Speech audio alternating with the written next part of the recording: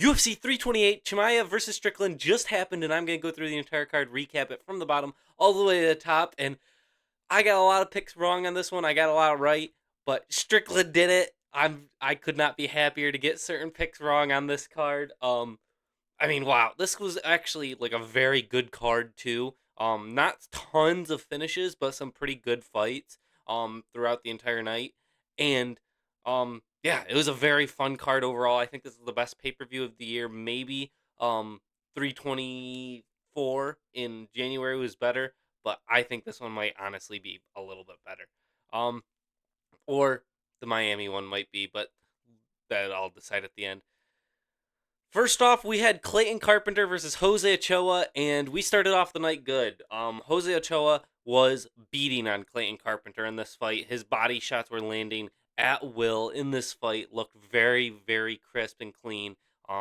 His hooks to the body would be amazing. Anytime Clayton would kind of switch stances back, he would get punished with body shots.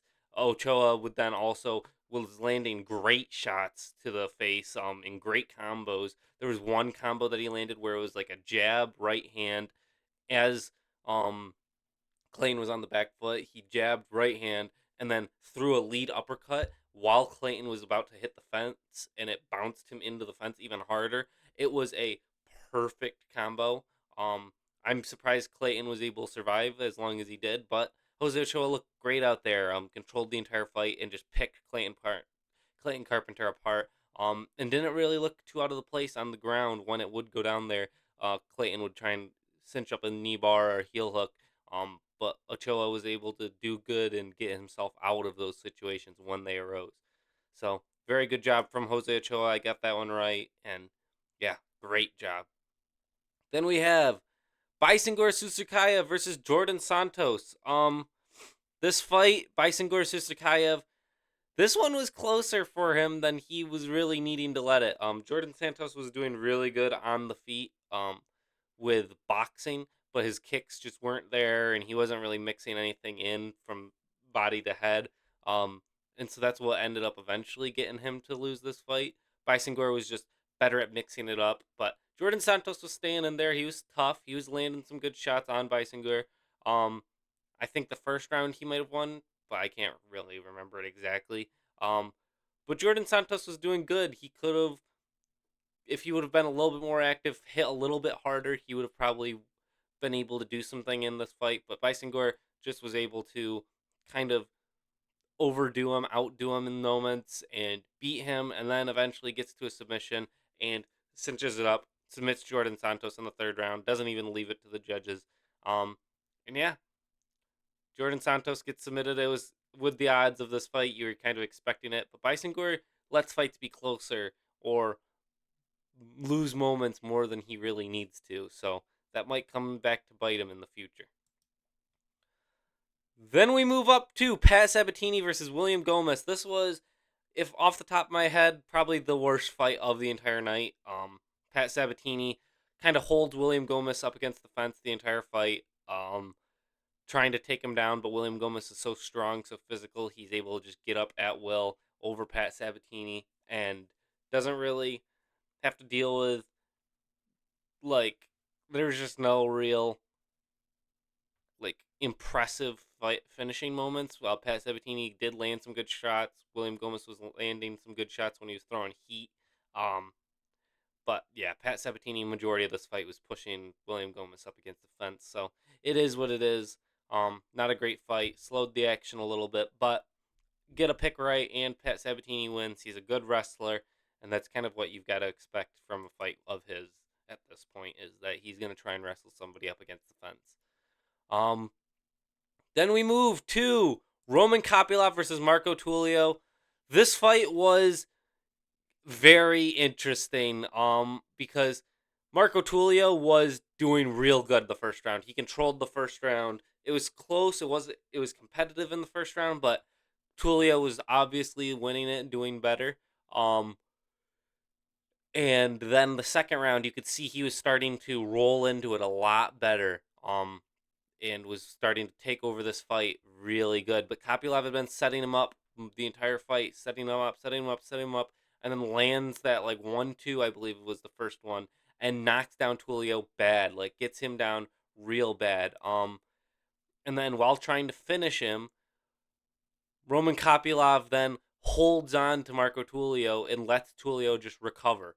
And then Tullio is able to survive the round. But obviously Roman wins that round. Um, but he could have probably finished the fight had he broken away and gone to throw some shots, which I will talk about in another fight later, in one that I did pick, and then that person proceeded to not do anything when he had him hurt. But yeah, then going into the third round, Roman Kopylov, same thing, landed great shots, drops Marco Tullio like 2 times bad, um, and gets him where he's gonna be able to finish him again, and then clinches with him, wrestles with him, doesn't get to the finish, lets Marco recover, and then Marco eventually makes it to a decision, and Roman Kopylov gets that decision pretty clearly, pretty dominantly, with 2 big knockdowns in each of the last 2 rounds. Roman Kopylov beats Marco Tullio. Um, Looks good doing it. Could be a little bit more active in the first round, but looks powerful, looks strong. Was very quick out there. Um, Body kicks when he used them were good. He should have used them more probably, but yeah, Marco Tullio nearly gets knocked out, but survives to the bell. And loses a unanimous decision to Roman Kopylov. Then we move up to Jim Miller versus Jared Gordon. I had picked Jim Miller in my video, my prediction video, but I switched last minute for Jared Gordon because I thought Jared Gordon was going to land some heavier shots. And Jared Gordon eventually goes in for a takedown in this fight, and Jim Miller cinches up a guillotine that is perfect. Gets it. Jared Gordon taps, and Jim Miller wins another UFC fight in big 2026. Absolutely crazy and wild to think about that Jim Miller's still out here winning all these years later, like 18 years later. His first event was a bit on the undercard of a Michael Bisping card at UFC 89, and it's 328, and he's still around, still active. Just absolutely crazy and awesome to see. I was still rooting for Jim Miller, because you never want to root against him. So even though I lost this pick, I was fine with it because we got to see Jim Miller get another submission. He's now 20 finishes in the UFC, one behind Charles Oliveira. Great job by Jim Miller to get this over Jared Gordon. Can't wait to see what he does next. There's not really too much to talk about other than Jared Gordon went for a takedown and Jim Miller cinched up a great guillotine, one of his best moves, and finishes Jared Gordon. I believe now Jim Miller has the most guillotine wins in UFC history, passing Nate Diaz. I believe I saw that stat last night. So, yeah, great job by Jim Miller. Gets the performance of the night because at his age and how many fights he's got on the clock to put somebody out in the first round, that is impressive. So, then we move up to Grant Dawson versus Mateusz Rebecki. Now, we're at the one. So, we had Grant Dawson win the first round pretty clearly over Mateusz Rebecki. It was close where Rebecki was landing good shots when they were separated, but Grant Dawson was controlling and landing some good shots from the back. He had back locked up. But then going into the second round, there was kind of this feeling from Rebecki of, oh, he's getting into this more. He's getting into his groove a little bit more, and he was doing good in the second round. He landed some good shots. Was able to kind of hold off some of Grant Dawson's takedowns because Grant Dawson in the first round he landed like a head kick and then a knee, both flush, and then got a takedown. And then the second round, Rebecki was kind of wary of that and kept it kind of on the feet, kept it broken up, and kind of drug Grant Dawson into a war and clips Grant Dawson perfectly on the chin. Like puts him out on the chin.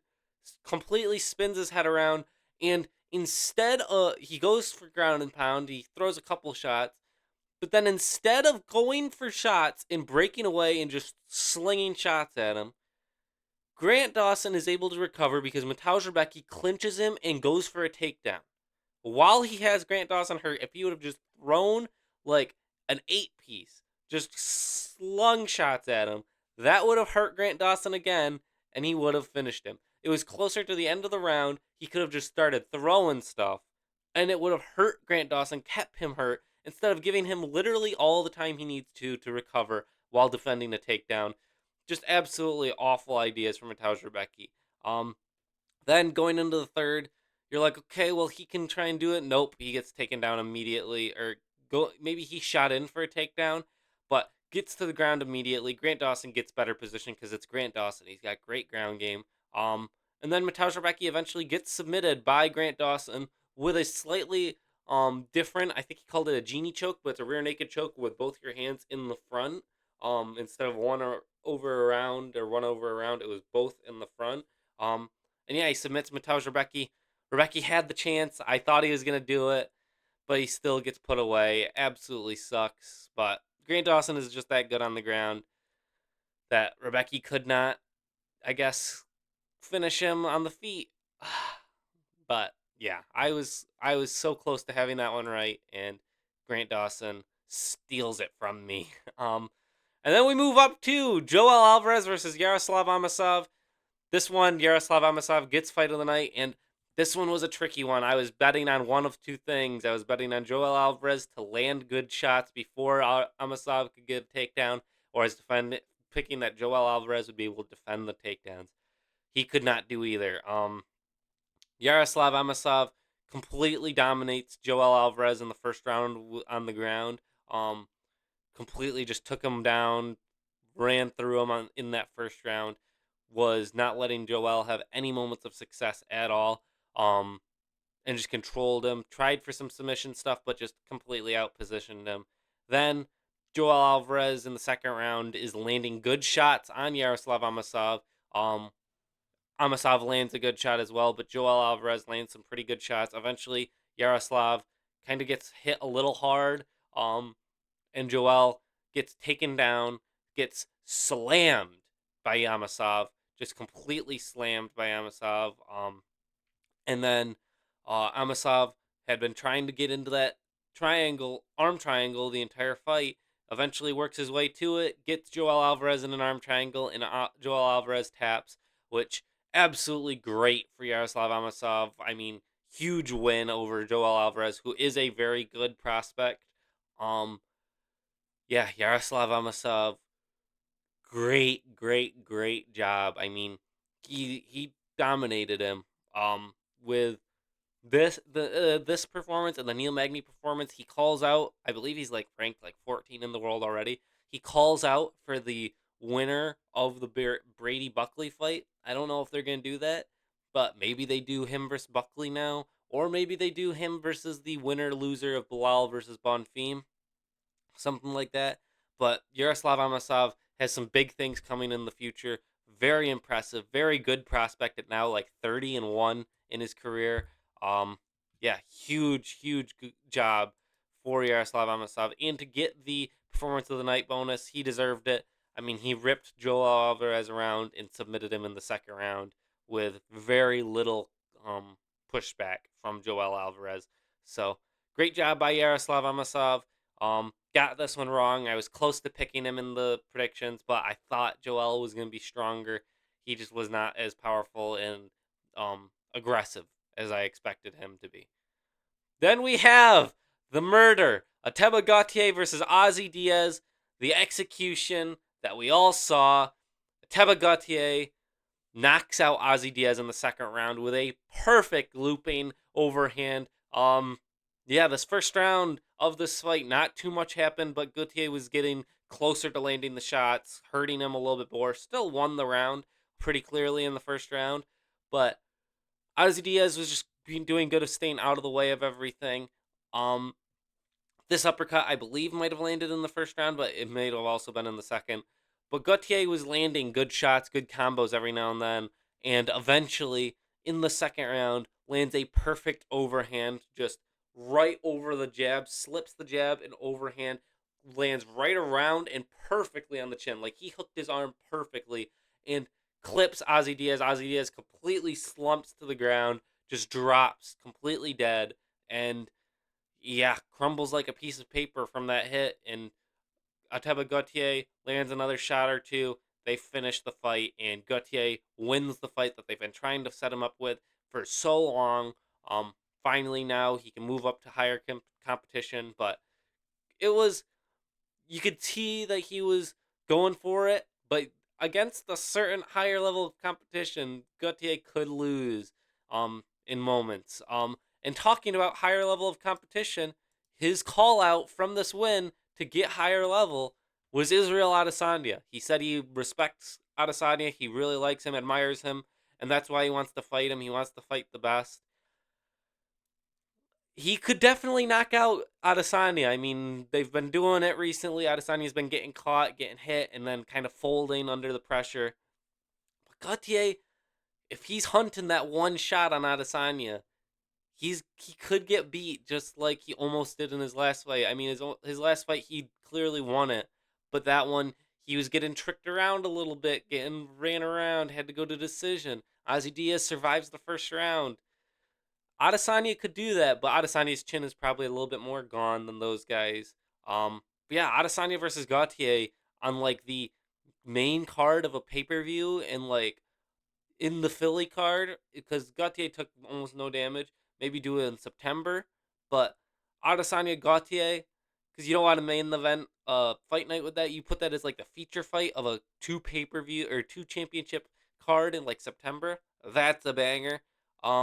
Yeah, Ateba Gautier knocks out Ozzy Diaz, completely folds him in an amazing performance. So yeah, minus 1100 favorite. He deserved to be with that knockout.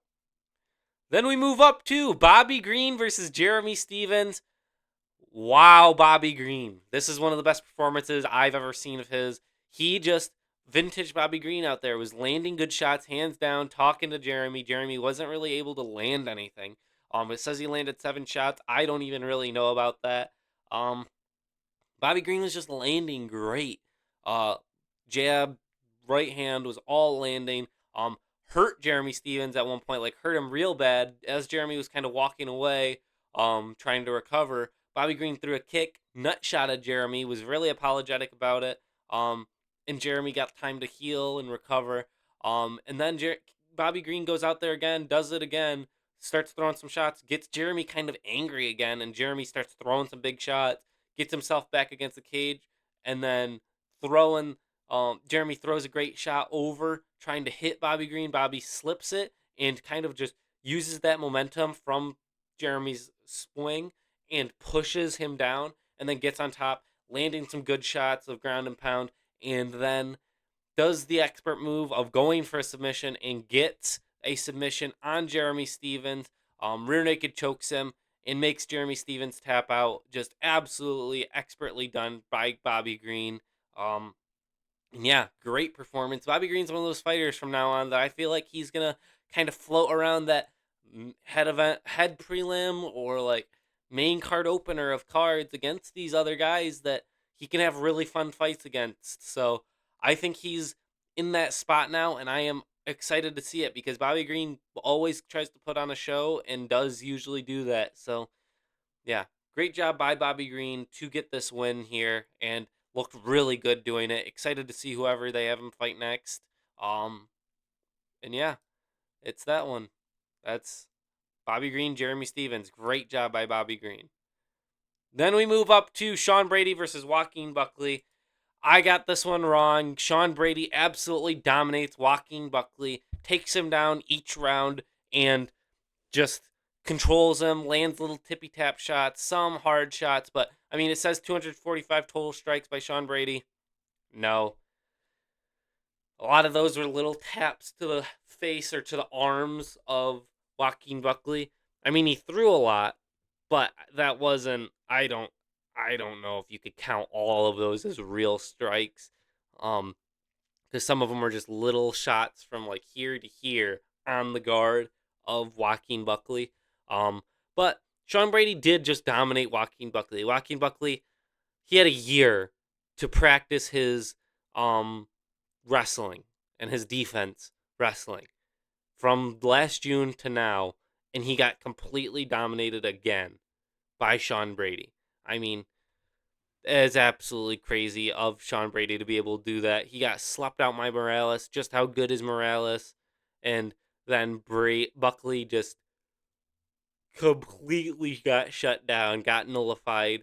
Um, was just unable to defend any of the takedowns, really. I mean, he defended like two in the beginning of the fight, and then it felt like every other time he was just getting taken down at will and held down for the rest of the round. Um, because once Sean Brady got on top, it was pretty much over for Buckley. This was a really boring fight too, because Brady would just get on top and then just sit there, laying some little tippy tap shots. But there's never a moment in this fight. Sean Brady had full mount like 5 or 6 separate times over the course of the 3 rounds, and was throwing shots down. And not at one point in this entire fight did I think Joaquin Buckley was in danger of being harmed. That's just the sad fact with Sean Brady fights, is that there's never a moment where I am worried that this fighter is getting harmed. There's never a moment like that. I wasn't worried that Joaquin Buckley was going to be put unconscious. I didn't worry that Joaquin Buckley was going to get his arm ripped off. I didn't have to worry about him getting his head choked out. I mean, Buckley or Brady just barely goes for any submissions, and the shots he was landing, yeah, at least he was posturing up and landing some stuff, but he was not landing hard shots. 245 strikes. I wonder if they say how many significant strikes. 77 total, and that's stretching it. But yeah, Buckley loses. Buckley's really got to work on that takedown defense to do anything going forward. Um, I don't know if they give him the Yaroslav Amosov fight. I don't know what they give him. Um, but Buckley's gonna have some other stuff to deal with. Maybe they give him a Jeff Neal fight or something like that. I feel like they might give him another wrestler, just to kind of say, hey, you've got to kind of overcome this. Sean Brady, I'm guessing, is gonna fight JDM in the next fight. Um, that's the one that makes the most sense to me right now is JDM. Maybe the winner of Bilal Muhammad, Bonfim, if they want to do that, but I could see it being Brady versus um JDM. And yeah, Sean Brady just completely dominates Joaquin Buckley. Gonna move on from this one because was not really anything interesting to talk about. Then we have Alexander Volkov versus Waldo Cortez Acosta. Volkov wins. Boring fight. But this one was all striking and it was still boring. Um, and yeah, Volkov wins this fight kind of, I thought, pretty clearly. I mean, Cortez Acosta was winging big shots, would land big shots, but wasn't really landing too many of them realistically. A lot of them were missing or going around the guard of Volkov. Volkov would hurt Cortez Acosta in like the second round, which was the closest round for Cortez Acosta. First round, but honestly, I'm gonna talk about this fight just because it was the feature fight, but this fight was nothingness. I mean, Volkov landed a lot of leg kicks, a lot of body kicks. Those worked pretty well for him. He barely wanted to throw his hands, which was one of the reasons this was even as close as it was. Volkov's had 3 razor close fights in a row. I mean, Cortez Acosta was slinging shots, and some would land on Volkov. Volkov would take him good. There's never a moment in this fight where I was like, "Oh, Volkov's like hurt here." There were moments where I was like, "Oh, Waldo's hurt here." The leg kicks were working well on Waldo, to hurt him, and yeah, Volkov just kind of outdid Waldo majority of this fight, other than a select like 5 moments where Waldo would land a good overhand or a good jab that would kind of push off Volkov in a weird pace. But I think Volkov did end up getting these rounds. I think second and third probably, but um first round could have been his as well. Very close fight, but Volkov clearly won it. There's not really much to talk about. Volkov calls for the title shot after this.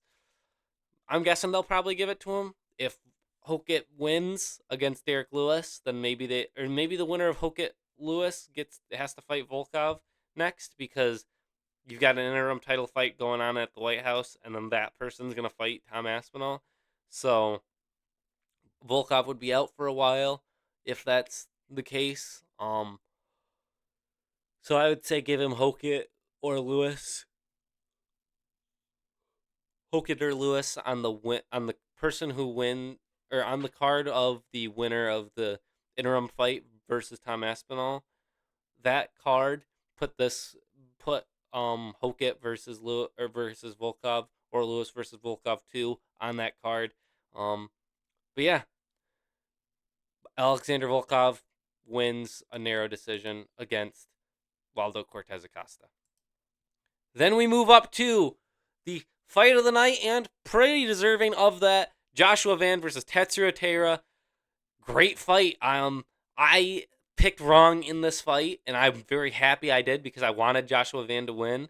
Um, but I picked Tetsuya Taira to win this fight because of his size and his um physical imposingness in these matchups. And then as he was walking out for the fight, I literally said, "Oh, I'm seeing Joshua Van rip him apart right now." Like I could see that happening as Taira was walking out. Taira did not look as physically imposing coming out for this fight as he did for the Moreno fight. The Moreno fight, I was like, "Oh my god, he's gonna run through Moreno out there," and the van fight, he was walking out. I was like, wow, he's gonna get ripped apart. His body's gonna get ripped apart. He's gonna get hit hard. Um, and yeah, this fight was something, man. I mean, the Joshua Van landed some great shots throughout the fight. But first, I'll start it off. The first round is how I think all of us expected if Taylor was going to do well, how it was going to go. He wrestled Van perfectly, got Van down the entire round, controlled him. Was landing decent little shots here, but nothing too crazy. Um, he wasn't active enough. Taylor needed to be active more on the ground. Because he let Van up, and Van was still full of energy, no damage taken after a full round of being controlled. But yeah, Joshua Van gets taken down, controlled the entire first round. Tatsuro Taylor looking good, but if I could have amended a pick, I would have amended the pick after that first round before they even walked in. I would have changed it from Taylor winning to Van winning because Taylor got ripped. I could tell he was gonna get ripped apart the second this stood on the feet. And second round, it starts staying on the feet, and Van is landing some good shots, and then drops Taylor, and hurts him pretty bad. I don't know if that was in the second round, but it was. Is there any way? No, it might have been the third. No, I think. Yeah, I believe it was the. Um. Oh, maybe it was both. But no, it might have been the second round. I think he Joshua Van in the second round drops Tetsuro Taira bad and just. I mean, look at that. Look at that. If you can see it, I don't know if my camera is covering it, but on Full Violence's account, go check it out. This, the picture of Taylor's face as he hit the ground was crazy. Joshua Van drops him bad, almost puts him out, almost finishes him, but Tetsuya Taylor survives into it, gets to the next round, and is clearly out of it. Going into the next round, and yeah, I mean that was an absolutely insane knockdown by Joshua Van. Um, and looked perfect. Um, Going into the third round, he then does more of the exact same thing. He is shucking off every takedown. He is landing great shots, ripping to the body, um, landing great 1-2s. The jabs and the backhands would just like you could see it hurt Taylor every shot. Taylor is tough enough to stay in it, and then gets dropped bad and almost finished in the second round as well. By Joshua Van, but Joshua Van misses some little shots here and there, and Taylor is able to survive it. And then at the end of the third round, is able to take down Joshua Van again and get that round back, or not get it back, but is able to survive it to go into the fourth and bring Josh into the championship rounds for the first time in Josh's career. But Tatsuro Taira started coming back in the third round, which was really impressive that he was able to even get a takedown after what he went through in that second round. But so going into the fourth, it was 2-1 Joshua Van. Because Joshua Van won the second and third. Tetsuro Taira had won the first dominantly. Going into the fourth, Tetsuro Taira gets down Van and wins the fourth most likely. It was close still. It was a close round, but Taira probably wins the fourth round very narrowly. Over Joshua Van with takedowns and landing some decent shots. He kind of came back into this fight. I think his more 5 round experience helped him in this fight. Um, but then you get to the fifth round, and Van is putting it on Taira again. The fifth round, you could tell he knew it came down to this, and that he could finish it. And so he goes all out and he lands a great combo. His corner cornermen had said, "Go to the body. It'll hurt him. You'll be able to finish him." And that's what Van did. He goes to the body, rips to the body multiple times. Taylor covers up, and then he lands some great shots to the face, drops Taylor. Taylor's then running away on the cage side. Van lands a shot around the guard to drop him again. Ref steps in, finishes it, calls it a KO for Joshua Van.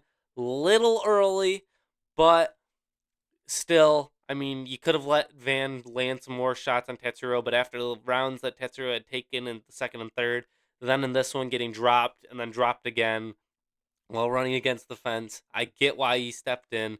Um, and yeah, Joshua Van wins a KO over Tetsuro Taira, just rips him apart, 190 significant strikes, and yeah, Joshua Van looked great out there, and proved he is world championship material again. I mean, this is his best performance of his career.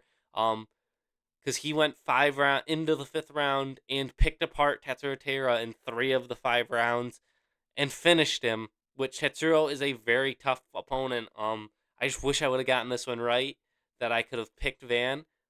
But hey, I mean, I'm glad to get it wrong if that means Joshua Van wins. And now we get Alessandro Pantoja versus Joshua Van 2.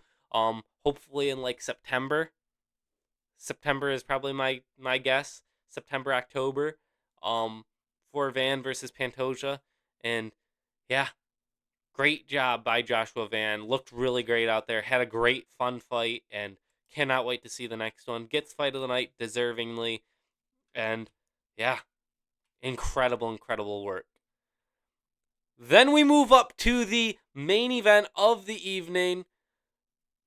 Khamzat Chimaev versus Sean Strickland. I mean, this main event, Khamzat Chimaev versus Sean Strickland, it was crazy. I mean, who would have guessed that this would have happened in this fight? I know I sure didn't. This was absolutely insanity that from the beginning to the end, I mean, Khamzat Chimaev and Sean Strickland touch gloves twice before the fight starts, which I would have bet there wasn't going to be a glove touch with how these two were acting beforehand. They had the respect out there of, hey, we're going to give it all. I think they both realized, hey, this is going to be a lot of pressure on both of us. Let's go for it. They both touch gloves. They touch gloves once the fight starts, and Khamzat gets the takedown within like 14 seconds. And Strickland is doing better than DDP immediately into the fight, where he is kind of posting, staying up, and is able to kind of stand and get back to like at least his like knees in this fight. But Khamzat gets ground control, back control the entire first round, dominantly wins the first round with control, but is having to do a lot more in that first round than he had to do the entire Drickus fight. And that you could tell wore on him after that first round to the point where going into the second round, Khamzat was not able to get his takedowns going because Strickland was able to shuck him off, get control or get shuck him off, get back to his feet, and was landing his jab, landing that right hand every now and then, but was landing great jabs. I mean, the jab was what won the fight for Strickland. I mean, it was peppering the face of Khamzat Chimaev was just completely mushing his face in the ground beef. He was just landing it amazingly. Chimaev would land some decent shots here or there, but you could tell Chimaev was already gassing after that first round, where Strickland was able to kind of put it on him in the second. And there was a moment where Khamzat shoots in for a takedown in the second and gets it shucked off and literally pulls guard. He pulled guard twice in the second round. But the last one, it was like, oh my God, Khamzat Chimaev is going to quit. He's going to give up. He's completely gassed already. I mean, he literally didn't get it and rolled to his back. Like Strickland made Khamzat gassed and hurt in that second round. And then going into the third, it's like, okay, what's Strickland going to do now? And does more of the same. Khamzat doesn't even shoot a takedown. You could tell he is worn out. He had to exert more energy in the first round of this fight than he did in all 5 rounds of the Drickus fight because he had to go for submissions. He had to work to get to the back. He had to work to keep Strickland down. He didn't have to really do that in the Drickus fight. And Strickland just is able to land good shots every now and then, was landing good jabs, landing good right hands.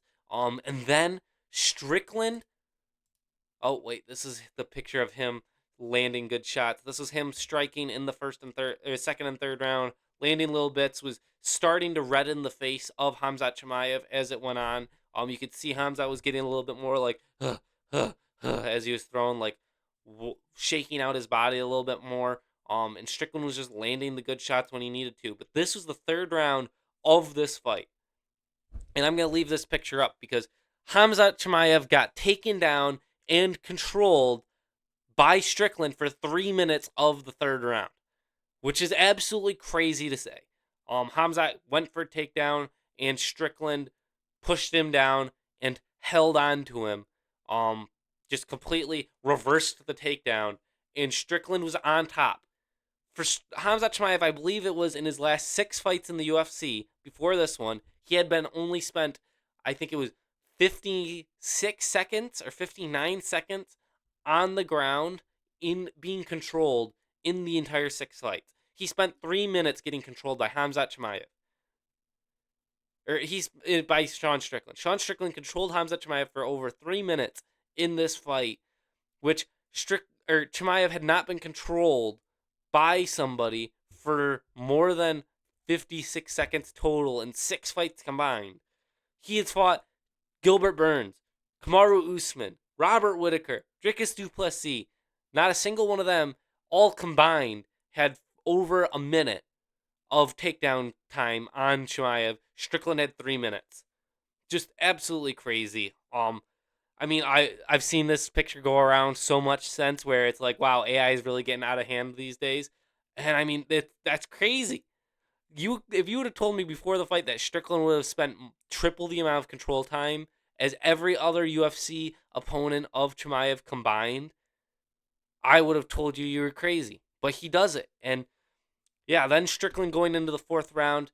Chimaev lands some decent shots, lands a little bit better, and breaks the nose of Sean Strickland. You could tell that it broke the nose. His nose had been starting to bleed in the third round a little bit, but really gets it broken in the fourth. Broken once again after that Dricus fight had broken it. Now it breaks again. That is one of the biggest weaknesses of Sean's game, is that his nose breaks pretty easily now. But yeah, fourth round, Chimaev barely edges out the victory in. That round was still close, but Chimaev lands some good overhands and good jabs. And gets some takedown moments. So he wins the fourth round. And so going into the fifth, it is 2-2, with first and fourth going to Chimaev, and the second and third going to Sean Strickland.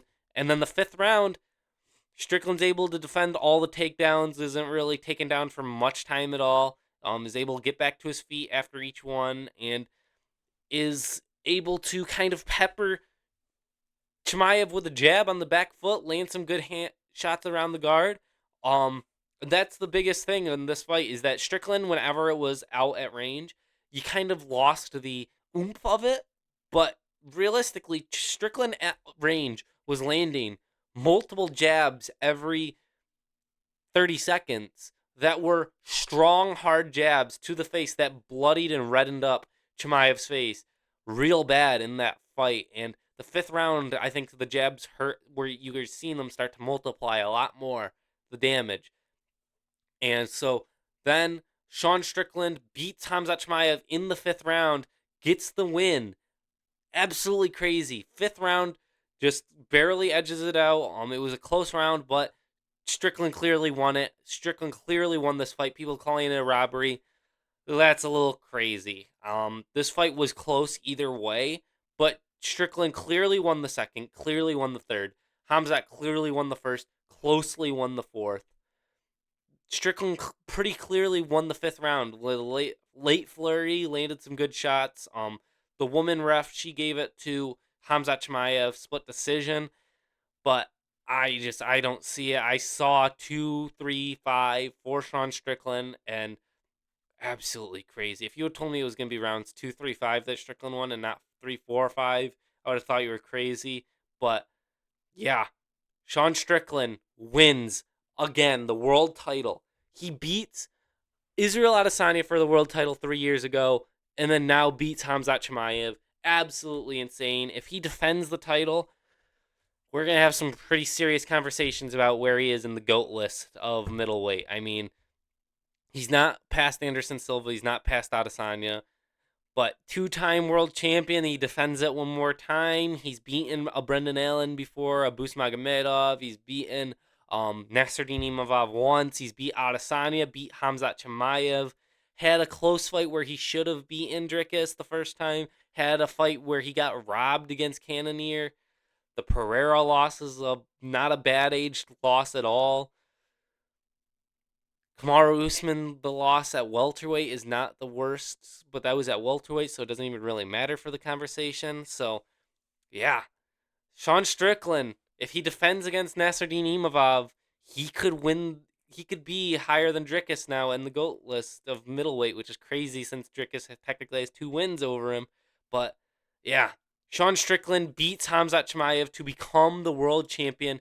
And I got this pick wrong, obviously. I mean, there was no world where I was going to pick Sean Strickland. It was really a really off the wall idea for me to pick. But as the fight week went on, I was getting more and more convinced that Strickland could win it. And he did it. He did great. I was rooting for him the entire time. I didn't care if I got my picks wrong. I actually had a bet placed on him for $10, and it turns out I won it. So that was pretty great. And yeah, I had the feeling that Strickland could win this fight. I just did not want to put a pick on it, and yeah, I'm glad to be wrong. We have an American world champion again, Sean Strickland, two-time world champion. Imagine telling somebody that 4 years ago that Sean Strickland would beat Adesanya, lose the belt, get back to the title shot, and beat Hamzat Chimaev for the belt.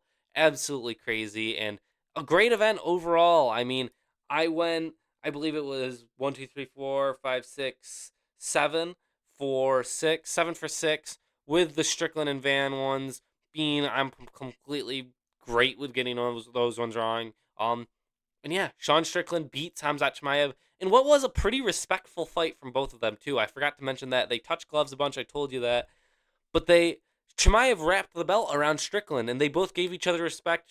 Strickland kind of apologized for going a little too hard in um the speech at the end, but I mean, he sold the fight. He built the hype. This was a huge, massive fight, and I'm glad they did. This was a great build for them, and Chimaev, respect to him. He stood in there. He got jabbed his face off. He wasn't able to land his takedowns, but he still stayed in there. He didn't give up. And yeah, after seeing Chimaev put the belt around Strickland, I have more respect for Chimaev than I have in a long time. And that made me like him a lot more because it showed that he is willing to be humble when he needs to be. And yeah, Sean Strickland, world champion once again. So happy about it. And completely changes up the division. And yeah, UFC 328. That is it. Thank you for watching. Next week is the Arnold Allen versus Milkwood Costa card, along with the Netflix card. I'm probably gonna do a recap or a prediction video for maybe both of them separately. But I'll probably be watching both when they happen next Saturday. And yeah, Hamzat Chimaev, Sean Strickland. It's over. Great event from top to bottom. Only like 2 boring fights with the Brady fight and the Pat Sabatini fight. But yeah, thank you for watching. Have a good day, and let me know what you thought about these fights and Sean Strickland reclaiming his title. Absolutely insane. And yeah, thank you for watching, and bye.